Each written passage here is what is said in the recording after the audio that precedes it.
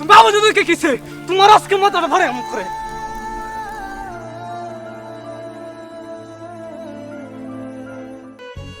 আমিন সাহেব, আপনি জমিটা এমন ভাবে মাপবেন যাতে পরবর্তীতে কোনো যাতে ঝামেলা না হয় আমাদের মাঝখানে। ঝামেলা টামেলা বুঝি না, আমার জমি লাগবো। এই জমি লিয়ে বহুদিন ধরে কেচাল। আচ্ছা মাপতে দে, বাবার সম্পত্তি তুই আর আমি ছাড়া কেটে নেবো। আর কারো দিব মানে এর তো কোনো প্রশ্নই আসে না। আর বোন তো ভুলে তো জমি দিতাম না। আর শুনছি বাপে কিছুদিন বেচ্চা তার কিডনির চিকিৎসা করে বলা। কি করবে না বাপ কান্দে মরে থাকা, আমার জমি পাইলিস। হাই হাই দাদা, তুমি তো মাইক পালছে, দাদার তো কল লাগবো।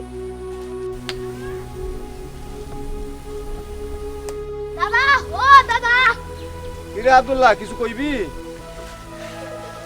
দাদা, আব্বার কাকা তোমার জমি বন্ধ করে আলতাছে। কি আমার জমি বন্ধ হচ্ছে? আমারে না জানে? ভাই সবকিছু ঠিকঠাক আছে? এ তোরা আমার জমি বন্ধ হচ্ছে আমারে না জানে? তোরা এত বড় সাহস, আমার না জানে আমার জমি বন্ধ হচ্ছে? সাহসের কি দেখলা? আমার বাগের বন্ড আমার জমি দেও, আমি বেচা ব্যবসা করবাম। এই জমি কিছু বেচা আমার কিডনির চিকিৎসা করবাম আর তোর বোনের বিয়া দেম।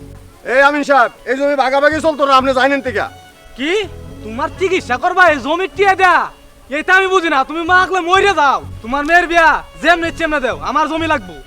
আমি দিলে দিলে এই জমিটা বানাইলে আমার তোর এই প্রতিদান আমার দিলি। এত ঢং করো না, আমি জমি ভাগ করে ছাড়বাম। আমার শরীরে এক ফোঁটা রক্ত থাকতে হয় জমি ভাগ করবার দিতাম না। কি তোমার রক্ত থাকতে তুমি জমি মাপ করে দিবা না? তোমার এই রক্তই আমি জড়াই আমি নে।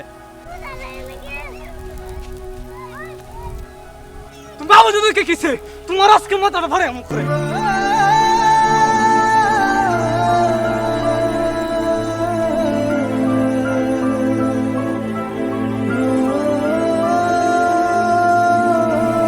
এত কষ্ট করে লালন পালন করছি, তোরে আমি জন্ম দিছি, তুই আমার আজকে রক্ত বাইর করছিস, এর বিচার আল্লাহ করবো।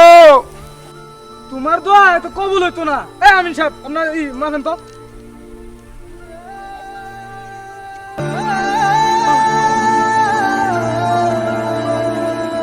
সামান্য জমির জন্য সন্তান তার বাবাকে আঘাত করে। তার বাবা আঘাত সইতে না পেরে মহান আল্লাহ সুবহানাহু ওয়া তাআলার কাছে অভিশাপ দেয়। আল্লাহ তাআলা তার বাবার অভিশাপ কবুল করে নেয়। তার সন্তানটি হার্ট অ্যাটাক করে সেখানে মারা যায়। এই ভিডিও থেকে আমরা কি শিখতে পারলাম তা কমেন্ট করুন। ধন্যবাদ সবাইকে।